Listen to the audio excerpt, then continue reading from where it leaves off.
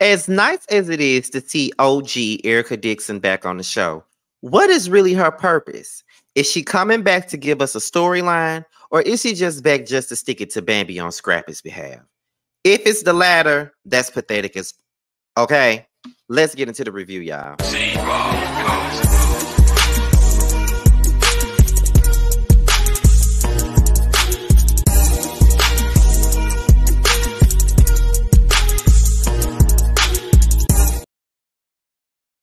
And what's going on, y'all? This be your boy, Scotty by Nature TV, and we are here for a brand new review of the Love and Hip Hop Atlanta Season 11. I think this is episode 8. What is going on, you guys? I hope you guys are having a wonderful, wonderful hump day, and I intend on doing the exact same. What is going on, y'all? Now, before we get into today's Love and Hip Hop Atlanta review, let's get into the church announcements. And the only thing that we got to look forward to right now is Roaster Review, which will be happening tonight on my platform at 8 p.m. Eastern, 7 p.m. Central Time. Tune in as myself, Giving You the Real Tea, and Josiah's World TV come together as we discussed yesterday's episode of Love and Hip Hop Atlanta, which is what I'm talking about right about now. So make sure you guys tune in. The link is already available. Go ahead and go into the Roaster Review playlist. Go find it. It's the very last one. Make sure you guys click on it. Set y'all reminders for a good show tonight. All right. So with that being said, y'all, that's pretty much it for all the church announcements. So let's go ahead and get into the review. Now we're going to open up the review. Well, we open up the episode, however, with Scrappy. He's sitting there talking to his lawyer, who just so happens to be a Capricorn, just like himself. And they're talking about the case. And he's saying that there is no love between him and Bambi. He never felt like Bambi really loved him. And he never felt like, you know, Bambi really gave him that support that he really needed. And to be honest, this sounds like Sunshine Anderson. See, I heard it all before. All of your lies, all of your sweet talk, baby this, baby that. Like, we heard it all before. You said the same thing about Erica. You said she wasn't affectionate. You said she wouldn't give you the love that you wanted. It's like you always look to find all these things in women, but you can't give them to the same women that you're looking for the same things from. That doesn't make any sense to me. Like, you want these women to bend over backwards in multiple ways for you and give you what you want. But you can't give these same women the same things that you feel like you want or need or desire. That doesn't make no sense to me. So what make you think that it's going to go like that? Like, you've been saying it about every single woman that you've been with, but you never bring up the fact that you're a liar, you a cheater, you a deceiver, you a heartbreaker, and they won't let you back in their life. So they taking the house, the cars, the kids, and the dog. They want it all. Like, I'm just telling you. You victimize yourself after every relationship, and you make yourself out to be the person that was, you know, lacking in this and lacking in that. Like, they didn't give me this, they didn't give me that, they wasn't there for me, they didn't do this for me. But what did you do for them? What did you do to satisfy them? It's like you sound like all these little couch potato ass niggas that always want they women to be everything and more to them, and you ain't a damn thing to them. So what are you talking about? If you wasn't a loveless, if you felt like Bambi wasn't giving you none of that, then why did you marry her? Because I'm pretty clear she was the same woman she was when you married her. So, I mean, what are you saying? But I feel like you were trying to prove a point, because even though I said what I said before, and I stand on it, I do feel like Diamond was the real great love of his life. I still feel like that. I also feel like you were trying to prove a point to Erica that you can move the fuck on, because when Erica left your ass, she left your ass.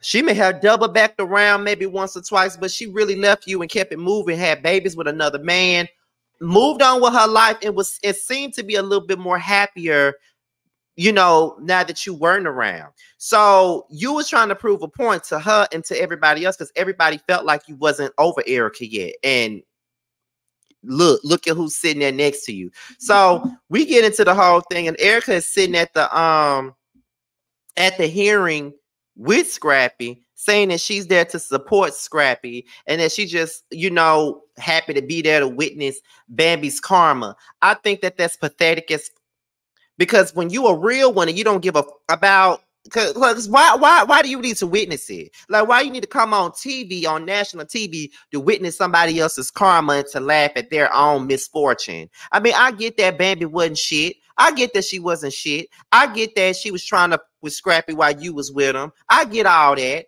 but it makes you look pressed as a mother. But ain't nobody gonna say nothing about Erica being pressed because everybody love Erica so much. So you already know when you already got a fan base and stuff like that, ain't nobody gonna see you wrong. And that's exactly what this is. Ain't nobody gonna see Erica's wrong in this situation because she's definitely wrong for trying to make fun of what somebody else is going through. And that's how I feel about it. Like, you only came back on this show just to sit back and watch Bambi crumble. That's fucked up. I don't care what nobody say. And that's whack as and it's pathetic as hell. I mean, we all can shit on Bambi all day, but Erica ain't no better to be sitting up there going the same. This is the same dude that treated you the same way he treated Bambi, but you laughing at another woman for getting treated the same way your ass was treated. No, I would never get down with that. Erica says she never cared for Bambi as a stepmom for Imani. She never really cared for her, and she still don't care for her. She even said that, you know, the last time you saw me and Bambi together, we was at the family reunion and we called a truce or whatever. But, you know, that was very short-lived because Bambi was being fake. Soon after the truce, she didn't want to be around me. She didn't want Scrappy to be around me. She didn't want nothing to do with me as a person. So it was just like, oh, okay, you know, whatever. And I believe that. I believe every word of that. I believe that she was insecure about you being around Scrappy or Scrappy being around you. Mainly due to the fact that when they first broke up, when they broke up before they got married or whatever, you know, he was right back, you know, in the same vicinity as you, eating your cat and all this other shit. So, I mean, it was what it was. So she probably was insecure. So we're going to go ahead and we're going to get into Georgia Prune and Kirk. Kirk comes in all pissed off, mad, frustrated, combusted, and can't be trusted because they were supposed to do their opening for Frost Bistro, and come to find out Rashida didn't do what she was supposed to do, which was file for the permit for the alcohol. So now they got to push back their whole grand opening for another few weeks. And Kirk is mad because she didn't do the business right, and Rashida's sitting there like she don't give a and acting like it ain't no big deal. But no, Rashida, no, absolutely not. Because let's be real, if Kirk was careless like that, you would be on his ass. And let's not act like you wouldn't. If Kirk was careless like that, you would be on his ass about not doing what he was supposed to do. Because when he wasn't doing what he was supposed to do for your career when the show first came on, I mean, when the show first started, you was on his ass. So you want to sit up here and act like you don't understand why he on your ass. Girl, that was a big part of why y'all need to open up. That was a big part of that. What made you think you wasn't supposed to file for a permit? She talking about something. Well, I just forgot about it because we're in a historic district and I forgot that you need a permit. Girl, what? Talking about, she's like, damn, Kirk, I mean, we human, we make mistakes, yada, yada. I get that y'all make mistakes. I totally understand that, Rashida. But girl, bye, because you would get mad just as well as Kirk is right now. So let's not act as if he ain't got no valid reasons or no valid points to be upset. He got every right to be mad, and you know he do. That's why you're trying to sit up here and gloss over because you know that you were wrong in the situation. But you know, I don't give a damn either way because I don't like now one of y'all, but I just enjoy dragging Georgia Prune, and that's just what it is. I don't give about nothing about Frost Bistro at all. I'm just saying. Yandy and Rashida, they speak about Spice first, and they was talking about how Spice is going through all these things and how they were worried about her. And it's like, for me, Spice do got a lot going on. And it just seems like no matter what she does or how she tries to do the right thing, it's always something bad on the horizon. Like, she already had to deal with her own surgery, and then she opens up her phone just to see that her daughter's eye is swollen shut and that she's sick, and now she got to fly her ass all the way back down to Jamaica to see about her daughter. Like, that's a lot for her. And then, you know, on top of that, her kids are nowhere near her. You know, they're all the way in Jamaica while she's up there, you know, in Atlanta. So at the end of the day, I mean, that's how I feel. I feel like She has a lot going on. So, you know, this is probably going to be her worst season. Rashida vents about her argument with Kirk to Yandy, and she still don't realize why Kirk was mad. He was mad for a reason, Rashida. So let's not sit up here and act like this man was just mad at you for no reason. Like, you didn't do your part. You didn't do your part. Own it. Move on. And stop acting like he ain't got no right to be mad. You didn't do your part. You knew what you had to do and you didn't do it. Simple as that. And you can sit up here and act like Kirk is going crazy for no reason. Like when you're doing business and there's a certain time limit and you got deadlines and you know that you want shit to be done by at a specific time and this is a damn bistro in a bar, you want to be open at a certain time so you can collect your coin, then you know what you got to do the thing. He wanted to open it up on a specific day and now he can't do that because your ass didn't do what you were supposed to fucking do. So that's why he mad. So stop trying to act like he ain't got no right to be mad. You talking about some we human. Okay, we human, but when you fuck up, you got to get held accountable for it. And Georgia Prune don't like to be held accountable for nothing. The hell? Hold on. That's the refrigerator. Okay, Michelle, anyone? Yandy starts speaking about the issues with Mendici. You know, she started talking about how the stuff was going down with him with this whole Shannon Sharp interview. My thing is, was anybody really going in on him about that interview? Because to be honest, I didn't even know that Mendici even did an interview with Shannon Sharp until this episode of Love and Hip Hop even came on. So was people really going off on him and really dragging him on Instagram and Twitter like she said that they were? Or is she just saying this for the sake of the show to make somebody go back and watch the damn interview? Because to be honest, I didn't even know he even did an interview with Shannon Sharp. And y'all know I love me some Shannon Sharp, honey. He can real, man. But I'm just saying. You feel what I'm saying? I'm just saying. Nah, I don't bit more believe that than the Man in the Moon because I didn't even know nothing about the interview. And I really don't think nobody else did either. But she says that even with that interview, you know, little Mendici poured into Mendici and told him how good of a father he was and told him how proud of him he was. And she suggests that Rashida brings Carter into the fold and have Carter pour into Kirk and maybe Kirk will feel more appreciated. And so then that's when Yandy brings up that they're doing a women's empowerment panel. And then she told who all was going to be there. Amy's going to be there. Rennie Rucci's going to be there. And then Rashida brings up the whole beef that Amy and Rennie got because Amy brought it up when they was getting their massages and stuff like that. So Yandy hopes that they can talk it out, work it out, especially being that this is a women's empowerment thing that'll inspire them to be more empowered than being against each other. But we already know that's not going to be what it is. Okay. Next up is Scrappy and Erica. They're celebrating Imani's birthday. And then they start discussing Bambi's disrespect towards Erica and how Imani felt some type of way about the things that Bambi was saying about Erica. Now, I know Imani young and all this other stuff, but I will say this. I just feel like Scrappy said a lot of disrespectful stuff about Erica too. He called her a basic baby mama. I'm trying to understand why everybody always want to pinpoint what Bambi said and not think about what Scrappy also said about Erica. Scrappy dragged Erica too.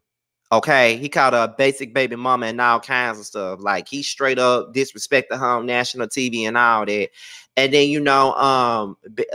Imani was like, "Well, I'm happy that you're no longer with the Debbie Downer and all this other stuff." And I just think that Imani just needs to stay in a child's place. And see, this is basically where this whole internet beef with them went down. It probably starts right here. Because Imani making comments. And see, here's the thing. Imani, stay your ass out of it. This is between grown folks. And Erica needs to stay the fuck up out of this shit too. Because I feel like she's only here just to sock it to Bambi. And I just feel like that's not a way to do it. Like, girl, you an OG. Like, you an original. You don't come back on no show just to sock it to another mother. You know what I'm saying? And I know that a lot of people going to be living for this shit because it's Erica and everybody loves pretty ass Erica, and because she's so pretty, she don't do no wrong and all this other stuff. It's whack that she's coming back off the back of Bambi. I do feel like that. And yes, Bambi is trifling. As We all know that she is. But the fact that the only reason why Erica is even existing on this show now at this point is because of Bambi and her relationship issues with her baby father. That's whack. And I don't like that shit. So now y'all finna attack Bambi. Okay. Okay. Now Scrappy finna be the one that's the victim in this whole situation. Now, this goes to show you how unbiased I am. Because I was just Team Scrappy last week. And I'm not Team Bambi, Team Erica, Team Scrappy at all this week because everybody's looking pathetic right now. We just got to be honest about the situation. We got to be all the way real and we got to be all the way honest. Everybody's looking pathetic right about now. Okay, so because why y'all so bothered and why y'all so worried and why people coming back on shows just to sock it to somebody else? That don't make no sense to me. But okay, but we're gonna see what the comments say because can't nobody say nothing about Erica Dixon. Can't nobody say nothing about her, honey, but her pretty self. Rashida and Kirk. Kirk comes in with an attitude still. He's still mad at her about not doing her part and what she was supposed to do with this whole bistro thing and the whole, getting the license. So she gets no. Rashida confronts Kirk about how bad his attitude is and you coming in with a nasty attitude and you giving off all of these bad vibes and stuff. But Rashida, you would have done the same thing. That's the thing that I don't even understand. My thing is that why the hell are you even why you acting like you didn't do nothing wrong, or why you act like you didn't drop the ball? You did, because any other time if Kirk would have dropped the ball, we wouldn't have heard the end of that shit, and we wouldn't have heard the end of it. So why you sitting up here acting like that? You know that you would have gave it to Kirk if he did that, but you don't want to take accountability. So then next thing you know, as Rashida and Kirk are arguing, Carter reads Kirk an essay. And it basically shows him, it tells how much he loves Kirk as his dad, how appreciative he is of the love that Kirk gives to him, and just giving Kirk what he needs as a father and a man, because Kirk don't feel appreciated. And Carter writing that essay to Kirk makes him feel appreciated. And that made him feel better. And that was really all he needed, was to hear that from his son. And Kirk said, "Did you put him up to this?" And she was like, "Yeah, because you need to know how important you are to us and how much we really appreciate you." I'm so sick of Rashida and Kirk with this contrived ass storyline. Like, I get it. They're trying to make Rashida the anchor of the show, but it ain't cutting it for me. K Michelle, I know you bigger than this show now, but can you please come back? Because Rashida is not doing it for me, and she never has. But they're trying to make her a damn anchor. Like, at this point, bring Mimi back. She can sit back and eat burritos and tell everybody else about themselves. We get back into Amy and Chaotic. Amy is a clown at this point, and this is coming from a person that really likes Amy, but she's a clown at this point. She is. She confronts Chaotic about being all hugged up with Erica Banks. You act like you don't want this. So why the fuck are you even feeling any type of way about him being hugged up with anybody? You act like you don't really want him like that. So what you mean? What you mean? And he's a single man. So if he want to get fly with Erica Banks, he can honestly do that. And there's really nothing you can say about it. I mean, I'm just being for real with y'all. Ain't really nothing she could say about it. Like, okay, she could feel however she want to, but she don't want them, and she keep making them wait. And that's how I feel about a lot of shit. Like, ain't nobody, like, I sit there and I entertain your ass, but ain't nobody finna make me wait on they ass. Ain't nobody finna make me wait on them. I'm not finna sit up here and wait on you. Like, I've done this shit many times, sitting there waiting on somebody to make their point, or sat there and waited on somebody to let me know what they wanted from me, or if they wanted me or not. I ain't waiting on nobody. So, because life goes on, and I'm not gonna waste my time waiting on not a soul no more. And that's just what it is. She talking about, if you slide into the home base, that's gonna make you mine. So you got to figure this out. And so then